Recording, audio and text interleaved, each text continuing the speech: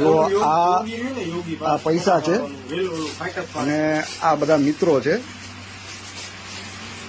એમને આ રસ્તામાંથી મેં લાખ રૂપિયા જેવા રોકડા અને આ ઘરેણા મળેલા છે અને આ સીધા જુઓ અહીંયા આઈજી ઓફિસે આપવા આવ્યા છે. ખરેખર આ લોકો ધન્યવાદને પાત્ર છે અને ખૂબ સારું કામ કર્યું છે. નકર આટલા પૈસા અને ઘરેણા જોઈ અને સારા માણસોનું ઈમાન ડગી જાય.